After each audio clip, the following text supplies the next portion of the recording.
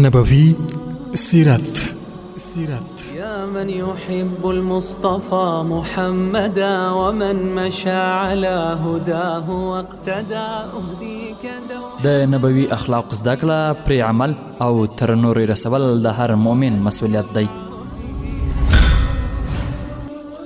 زمون خوږ پیغمبر صلی الله علیه وسلم له خوږ ژوند خبر یی. هغه مبارک په ماشومتوب ځوانۍ او پاخه عمر کې څنګه ژوند کړی. ولی ټوله دنیا کې تر ټولو ګران او محترم دی. د رسول الله مبارک صلی الله علیه وسلم د ژوند خوږې کیسې، ټولنه کې ژوند، د کفارو پر وړاندې مبارزه او جهاد او د مبارک د لوړ شخصیت نور اړخونه ټول په نبوي سیرت خپرونه کې اوریدلی شئ. نبوي سیرت هر شنبه او دوشنبه ماسپښین په 1 بجه او تکرار یک شنبه او سه شنبه په همدې وخت له هوریت رادیو نشریږي. نبوي سیرت.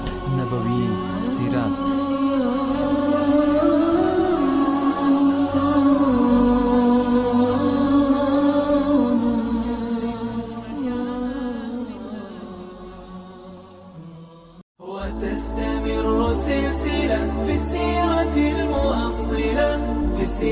المؤصلة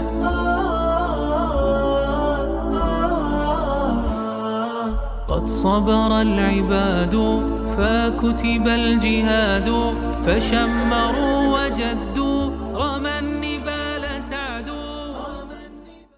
أعوذ بالله من الشيطان الرجيم. بسم الله الرحمن الرحيم.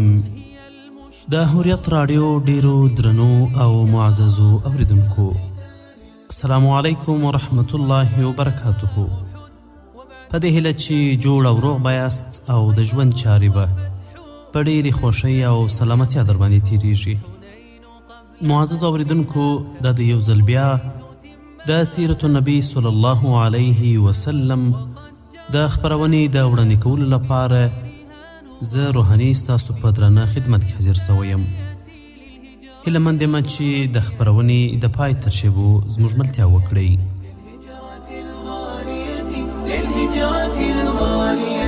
تحويل وجه القبلة من قدسنا لمكة. معززو اوریدونکو، موږ او تاسې یادونه وکړه چې په رسول الله صلی الله علیه وسلم باندې د غم کال راغی چې د هغه له امله د زړه ډېر ودرېدی او ډېر له ستونزو سره مخ شو. د اکا او میرمن خدیجة الکبرا رضی الله عنها وفات شوه. له دې وروسته قوم د هرې خوا څخه په رسول الله صلی الله علیه وسلم د ظلم او ستم او کړاوونو لړۍ تیزه کړه. که څه هم درنو اوریدونکو دغه ظلم او تیری له مخکې څخه هم روان و، خو د ابوطالب له مړینې وروسته یې سخت زور واخیستی چې له امله یې رسول الله صلی الله علیه وسلم د سختو ستونزو سره مخ شو. دوی په رسول الله صلی الله علیه وسلم دومره ظلم او ستم شروع کړ چې پر رسول الله صلی الله علیه وسلم د مکې مکرمې ځمکه تنګه او سخته سوه. اړ سو چې د مکې څخه د باندې ووځي. د همدې له امله رسول الله صلی الله علیه وسلم د سخت غم او خفګان په حالت کې د طایب په لوري روان سو. په دې نیت او امید ووتی چې شاید هلته یا یې څوک بلنه ومني او مسلمان سي او یا ورته پناه ورکړي او د ده ملاتړ وکړي. خو داسې ونه سوه. نه یې چا بلنه ومنله او نه ورته چا پناه ورکړه، بلکې هلته له داسې سختیو او تنګسیو سره مخ سو، داسې غمونه او ستونزه ورباندې راغله چې تر اوسه دی نه و ورسره مخ سوی او نه هم د خپل قوم د خوا څخه دغسې ځورول سوی و، چې درنو اوریدونکو تفصیل به انشاءالله وروسته درته ذکر کړو. في السنة الثانية للهجرة الغالية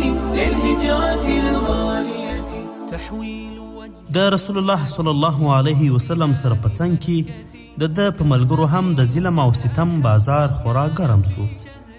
د همدې ظلم او ستم له امله ابو بکر رضی الله عنه اړ سو چې له مکې څخه د باندې ووځي او حبشې ته هجرت وکړي، چې بیا په همدې نیت له مکې څخه ووتی.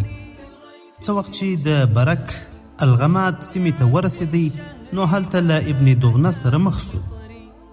قدرمنو اورېدونکو، ابن اسحاق رحمه الله په دې اړه داسې وایي کله چې ابو طالب مړ سو نو د هغه له مړینې وروسته قریشو د رسول الله صلی الله علیه وسلم د زورولو په موخه دومره ناوړه هڅې وکړې چې د ابو طالب په ژوند کې تصور هم نسو کېدلی، تر دې چې یو جاهل قریشي د رسول الله صلی الله علیه وسلم پر سر د خاورو یو کڅوړه ورچپه کړه. رسول الله صلی الله علیه وسلم په همدغسې حالت کې کور ته ولاړی.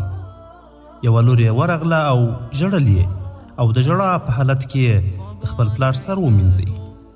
رسول الله صلی الله علیه وسلم ورته وفرمیل لور جانې مه ژاړه، الله سبحانه وتعالی ستا پلار خامخا ژغوري. غزوات يرى بها الثبات 7 هي المشتهرة لدى قتال الكفرة. درنو اوریدونکو، رسول الله صلی الله علیه وسلم به هر وخت دا خبره کوله ترڅو چې ابو طالب ژوندی و له قریشو مې داسې بده ورځ نه ولیدلې چې زه به یې ځورولم، خو چې هغه مړ سو نو داسې بده ورځ مې هم ورڅخه ولیدله، یعنی ډیر سخت یې ځوروي. دا چې قدرمنو اوریدونکو، رسول الله صلی الله علیه وسلم په دې کال کې 2 سترې هستۍ له لاسه ورکړې او له نورو ډول ډول ستونزو او کړاوونو سره مخ سو، نو له همدې امله یې دغه کال د غم په کال ونوموه او په همدې نوم یې شهرت وموندی. كما النبي قد أحب وكان في شهر رجب. له سودا رضی الله عنها سره د رسول الله صلی الله علیه وسلم واده. قدرمنو اوریدونکو، د نبوت په همدې لسم کال رسول الله صلی الله علیه وسلم د سودا بنت زمعه رضی الله عنها سره واده وکړ. دا رضی الله عنها د لومړنیو مسلمانانو له جملې څخه وه او د حبشې په 2م هجرت کې هم برخمنه وه. د دې میړه سکران بن عمر نومیده، هغه مسلمان سوی و. د هغه په اړه داسې راځي قدرمنو اوریدونکو چې یا په حبشه کې د هجرت په موده کې او یا هم مکې مکرمې ته د راتلو پر مهال وفات سوی. سعودي رضی الله عنها چې د عدت موده تیره کړه، رسول الله صلی الله علیه وسلم د نکاح پیغام ورولېږه. دې رضی الله عنها یې پیغام ومنه او په دې توګه سودا رضی الله عنها هغه میرمنه وه چې د خدیجې رضی الله عنها د مړینې وروسته یې د نورو میرمنو څخه مخکې د ام المؤمنین لقب خپل کړ او د رسول الله صلی الله علیه وسلم میرمن سوه. څه وخت یې رسول الله صلی الله علیه وسلم سره په نوبت تیروه او د لږ وخت وروسته یې خپل نوبت عایشې رضی الله عنها ته بیا وبخښئ. وخيبر وفتح لمكة يصح حنين قبل ختمها تبوك كي تتمها. قدرمنو اوریدونکو، دا وه د سعودي رضی الله عنها د واده کیسه. خو د مسلمانانو حال ته په کتلو سره په داسې وخت کې هغه خلک هم حیرانیږي چې د قوي اعصابو لرونکي وي. دوی هم وایي هغه څه وه او کوم اسباب چې مسلمانان یې د ثابت قدمۍ او په یوه خبره د ټینګ پاتې کېدو دومره لوړې ځینې ته رسولي وه. دوی په داسې ستونزو څنګه صبر کوه چې یوازې په اورېدو یې له ویرې وریښتیان درېږي او تش په اورېدو یې زړونه لرزېږي. نو قدرمنو اوریدونکو، دا چې ډیر وخت دا ډول پوښتنې خلکو ته پیدا کیږي، نو ښایي چې هغو لاملونو ته یوه ځغلنده کتنه وکړو چې له امله یې مسلمانان ثابت قدمه وه. 9 أعوام تعد ودأبه الصيام والجود والقيام. لومړی پر الله تعالی ایمان. قدرمنو اوریدونکو تر ټولو مهم او بنیادی لامل دا و چې دوی په یوازې الله تعالی ایمان درلود او الله سبحانه وتعالی یې په صحیح معنا پیژندلی و. ځکه هر کله چې ایمان په سمه او پخه توګه په زړه کې ځای ونیسي نو بیا له غرونو سره سر وهي. داسې نه دی چې دی به مات کړي بلکې غرونه به رژوي. هر کله چې ایمان دومره پوخ سي نو بیا د داسې پوخ او قوي ایمان لرونکي پر وړاندې د دنیا ستونزې که هر څومره ډیرې او سختې سي بیا هم د دوی په وړاندې داسې مثال لري لکه د بندونو، برجونو او کلاګانو ورانونکو سیندونو پر سر چې زږ وي. ځکه د دوی په زړونو کې ایمان ځای نیولی دی. د دوی په زړونو کې چې پوخ ایمان له امله کوم خوند او مزه پیدا سوی دا ډول ستونزې پر وړاندې هیڅ ارزښت نه لري او پر دوی هیڅ اغیزه نه کوي. دا ځکه چې الله سبحانه وتعالی فرمایي بسم الله الرحمن الرحيم فأما الزبد فيذهب جفاء وأما ما ينفع الناس فيمكث في الأرض.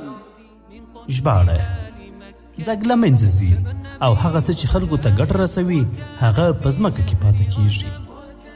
دا هغه بنسټیز لامل دی قدرمنو اوریدونکو چې د دې څخه بیا نور لاملونه او علتونه هم راوځي چې د ثابت قدمۍ په برخه کې ډیره ګټه کوي چې له هغو څخه به ځینې تاسو ته بیان کړو. في الشهر لنا زكاة الفطر صام النبي بالعدد 9 أعوام تعد ودأبه الصيام والجود والقيام. دوهم زړه راکشونکی مشر. قدرمنو اوریدونکو رسول الله صلی الله علیه وسلم نه یوازې دا چې د مسلمانانو رهبر و بلکې د ټولې بشري ټولنې مشر او رهبر و. هغه له هره پلوه ښکلی او منلی و. د ښکلي بدن او جسامت خاوند و. ښکلي اخلاق یې درلودل، تل یې نیکي کولې، پاک نفس یې درلود او د داسې خوی خاوند و چې د سترګو په رپ کې یې زړونه ور خپلوله.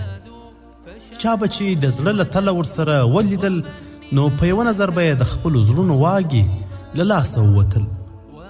په رسول الله صلی الله علیه وسلم کې په یوازې ځان هغه ټول ښکلي صفتونه راټول سوي و چې په منل سوو کسانو کې په مجموعي توګه راټول سوي وي. د شرافت، خیر او برکت ټوټه وه. د پاکوالۍ، امانتدارۍ، رښتینولۍ او د خلکو د خیر غوښتنې ښکلي صفات یې په خټه کې اغشل سوي وه او دا صفات یې دومره لوړې درجې ته رسېدلي وه چې دوستان خو پرېږده چې دشمنانو ترې هم انکار نه سو، یعنی منکر کېدلی نه سوله.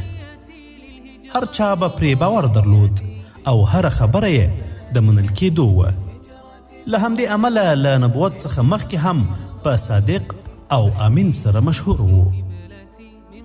قدرمنو اوریدونکو 3 قریشي مشرانو له یو او بل څخه په پټه د قرآن کریم تلاوت ته غوږ نیولی و. وروسته 3 واړه پوه سول چې رسول الله صلی الله علیه وسلم څخه قرآن کریم اوریدلی دی. ابو جهل هم د دغو 3 کسانو له جملې څخه و. بیا 3 واړه په یو لاره کې سره یو ځای سوله. یوه یې له ابو جهل څخه پوښتنه وکړه: ای ابو الحکمه، کوم څه دي چې له محمد صلی الله علیه وسلم څخه واوریدل په اړه یې څه نظر لري؟ ابو جهل وویل: دا چې ما له هغه څخه څه اوریدلي یا نه، اصلي خبره دا نه ده. اصلي خبره دا ده چې زموږ او د عبد مناف د اولادي ترمنځ په مشرۍ باندې لانجه ده. هغوی به غریبو او اړمنو ته خوراک ورکوه، موږ هم دا کار کړی دی. اړمنو ته به یې لاس ورکوه، موږ هم دا کار کړی دی. هغوی په جنگونو کې جنګیالیو ته اسونه تیار کړل، موږ هم تیار کړل. هغوی مخورو خلکو ته ډالۍ ورکړې، موږ هم له هغوی وروسته سوي نه یو. تر دې چې موږ په دې ډګر کې زنګون په زنګون او ګونډه په ګونډه ورسره روان یو.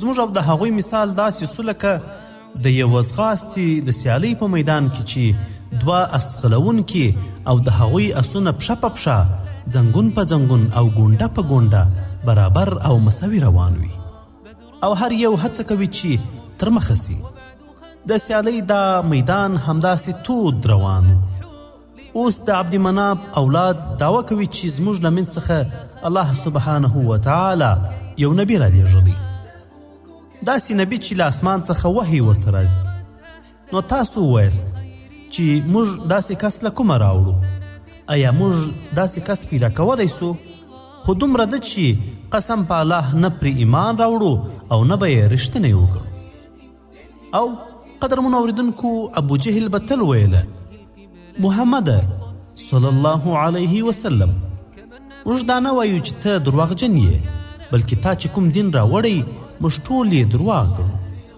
او الله سبحانه وتعالی یې په اړه داسې فرمایي بسم الله الرحمن الرحيم قد نعلم إنه ليحزنك الذي يقولون فإنهم لا يكذبونك ولكن الظالمين بآيات الله يجحدون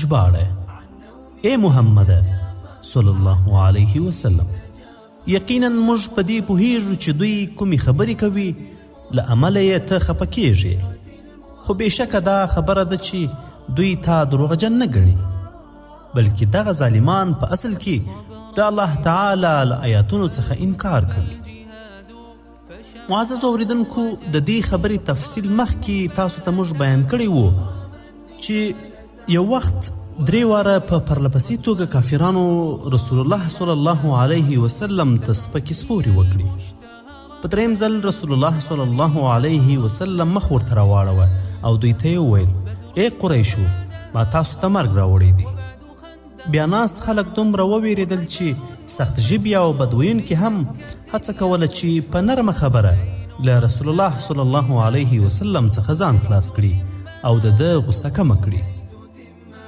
وقد جرت أحداث بخيرها نغاث في السنة الثانية للهجرة الغالية في السنة الثانية للهجرة الغالية قدرمنو اوریدونکو یوه بله ورځ رسول الله صلی الله علیه وسلم پر لمانځه ولاړ و کله چې سجدې ته ولاړی نو ځینو ناپوهانو ورباندې د اوښ لرې وغورځوه کله چې رسول الله صلی الله علیه وسلم له همدې سجدې څخه سر راپورته کړ نو دوی ته یې ښېرا وکړه په ناببره توګه ټول داسې وویرېدل چې له خولو یې خندا ورکه سوه او خپل مرګ ورته مخې ته ودرېدی پر ځانونو پوخ باوري سول چې خامخا به ختمیږي همدارنګه قدرمنو اوریدونکو کله چې رسول الله صلی الله علیه وسلم د ابولهب زوی ته بده دعا وکړه نو هغه دومره وویرېدی او د خپل مرګ په اړه دومره باوري سو چې کله یې شام کې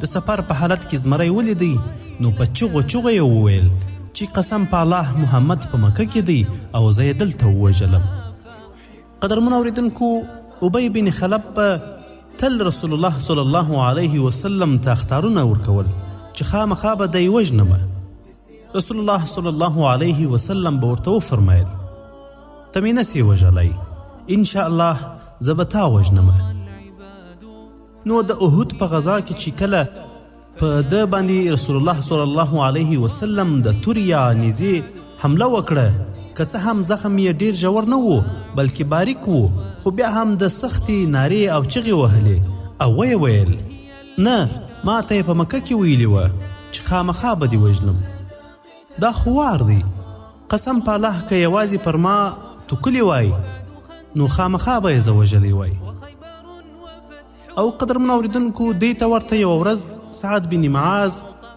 امیه بن خلف ته وویل ما له رسول الله صلی الله علیه وسلم څخه اورېدلي چې تا به مسلمانانو ووژني د دې خبرې په اورېدو سره امیه بن خلف دومره ویرې ونیوی چې کلک هوډ یې وکړ چې له دې وروسته به بیخي له مکې څخه د باندې نه وځي خو کله چې د بدر غزا سوه او د ابو جهل د ډیر ټینګار له امله په غزا کې د ګډون لپاره ووتی، نو د تګ لپاره یې تر ټولو تکړه او ګړندی اوښ واخیستی، تر څو د خطري شیبو په لیدلو سره د جنگ له میدان څخه ځان وباسي.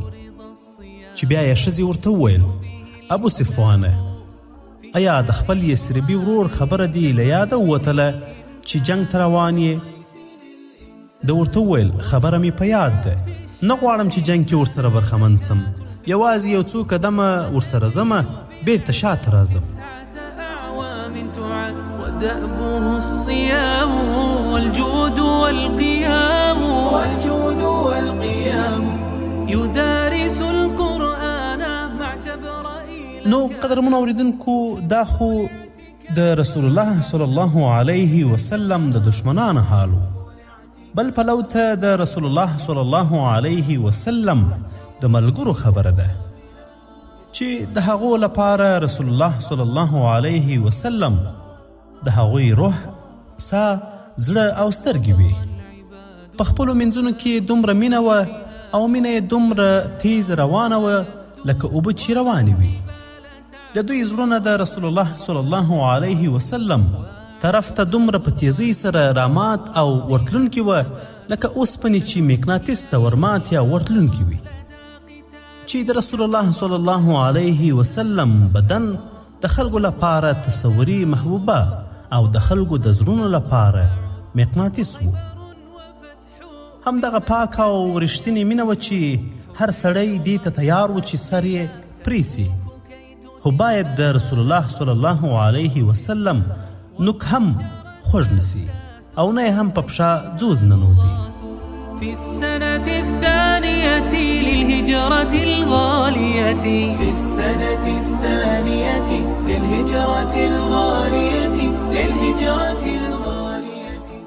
قدرمنو اوریدونکو، موږ به په مکه مکرمه کې د ابي بکر رضی الله عنه یوه کیسه درته بیان کړو، خو په بله خپرونه کې، ځکه نننۍ خپرونه او وخت مو هم دومره و. نور نو له تاسو سره مخه ښه کوو په دې هیله چې زموږ پاتې خپرونې تر پایه راسره واورئ. پاتې شیبې مو نیکمرغه. السلام علیکم ورحمة الله وبرکاته. صام النبي بالعدد 9 أعوام تعد ودأبه الصيام والجود والقيام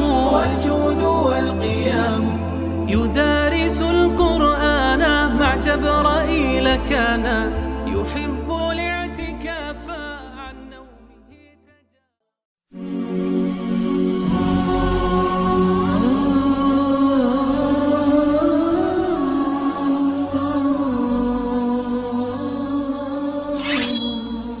نبوي سيرت. يا من يحب المصطفى محمدا ومن مشى على هداه واقتدى أهديك د نبوي اخلاق زده کړه، پرې عمل او تر نورې رسول د هر مؤمن مسؤلیت دی. زموږ خوږ پیغمبر صلی الله علیه وسلم له خوږ ژونده خبر یی. هغه مبارک په ماشومتوب، ځوانۍ او پاخه عمر کې څنګه ژوند کړی. ولی ټوله دنیا کې تر ټولو ګران او محترم دی د رسول الله مبارک صلی الله علیه وسلم د ژوند خوږې کیسې. ټولنه کې ژوند، د کفارو پر وړاندې مبارزه او جهاد او د مبارک د لوړ شخصیت نور اړخونه ټول په نبوي سیرت خپرونه کې اوریدلی شئ. نبوي سیرت هر شنبه او دوشنبه ماسپښین په 1 بجه او تکرار یک شنبه او سه شنبه په همدې وخت له هوریت رادیو نشریږي. نبوي سیرت.